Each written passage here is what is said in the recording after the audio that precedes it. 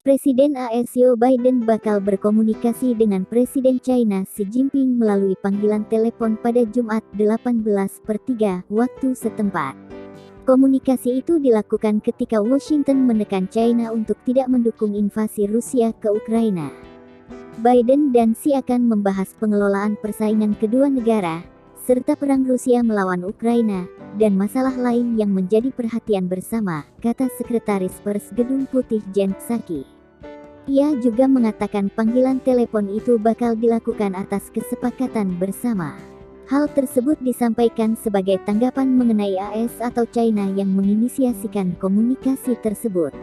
Kesepakatan itu terjadi ketika Penasihat Keamanan Nasional AS Jake Sullivan melakukan pembicaraan 7 jam bersama diplomat senior China Yang Jiechi ketika bertemu di Roma, Senin tanggal 14 Maret.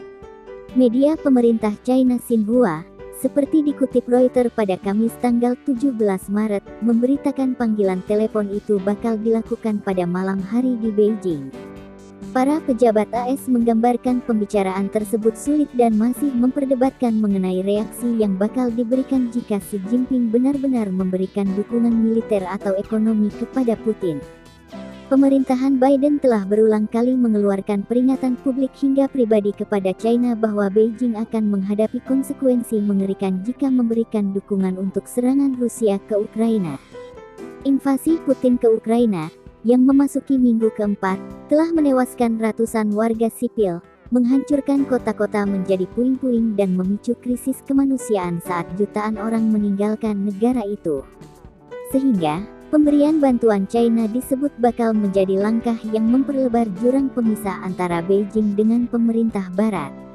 Sementara itu, Menteri Keuangan Rusia Anton Siluanov pada pekan ini mengatakan mereka mengandalkan China untuk membantunya bertahan dari sejumlah sanksi, terutama ekonomi, yang diberikan Barat. China selama ini menolak mengutuk tindakan Rusia ke Ukraina. Mereka juga tidak menyebut hal itu sebagai invasi. Beijing turut menyensor konten-konten online yang pro-Barat atau merugikan Rusia. Di sisi lain, Beijing juga mengakui kedaulatan Ukraina. Duta Besar China untuk Ukraina, Fan Xianrong, menegaskan bahwa negeri tirai bambu tidak akan menyerang negara itu. China tidak akan pernah menyerang Ukraina. Kami akan membantu, khususnya secara ekonomi, dalam situasi yang Anda hadapi kini.